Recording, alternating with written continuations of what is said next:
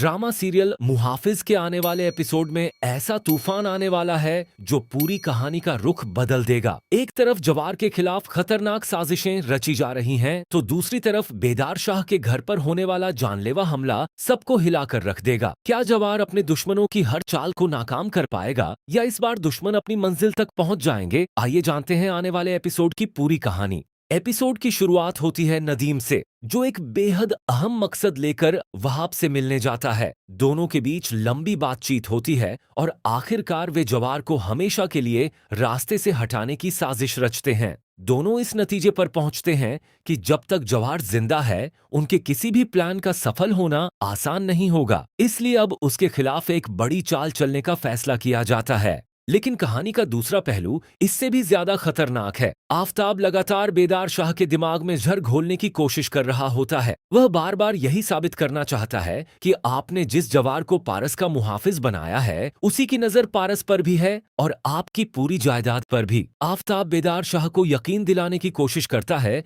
कि जवार सिर्फ भरोसा जीतने का नाटक कर रहा है और सही मौका मिलते ही सब कुछ अपने नाम करना चाहता है। आफताब यहीं नहीं रुकता। वह बार बार पारस और जवार के रिश्ते को गलत रंग देकर बेदार शाह के मन में शक पैदा करता है। वह उन्हें यकीन दिलाने की कोशिश करता है कि दोनों के बीच सिर्फ मुहाफिज और मालिक का रिश्ता नहीं, बल्कि मोहब्बत का रिश्ता है। अगर अभी जवार को नहीं रोका गया तो बहुत देर हो जाएगी। उधर नदीम और वहाब एक और खतरनाक योजना बनाते हैं। वे तय करते हैं कि एजाज को कमजोर करने का सबसे आसान तरीका उसके परिवार पर हमला करना है। दोनों मिलकर एजाज के घर पर हमला करने और उसकी जवान बेटी को अगवा करने की योजना बनाते हैं, ताकि एजाज को मजबूर करके अपने सामने झुकाया जा सके। यह साजिश आने वाले एपिसोड का सबसे बड़ा ट्विस्ट साबित होने वाली है। लेकिन कहानी में सबसे बड़ा धमाका तब होता है जब वहाब अपने हथियारबंद साथियों के साथ सीधे बेदार शाह के घर पर हमला कर देता है।